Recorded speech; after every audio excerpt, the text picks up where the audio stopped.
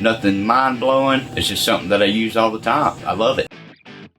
What is the best trade trick or tip that I've learned? Let's see. I've got two of them that I use on a regular basis. I learned one from Johnny Benny here on Instagram. It is a quick way to lube the drive piston on my PEX expander tools, my DeWalt and my Milwaukee. Nothing mind-blowing. It's just something that I use all the time. I love it. And then another one I learned from my buddy Felix RCM.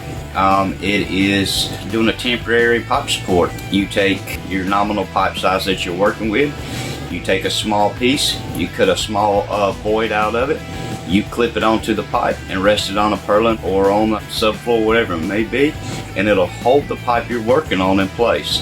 Again, something very simple, something very easy, but it's something that I've gained a lot of use out of that tip or trick as well. So those two, I use them on a regular basis.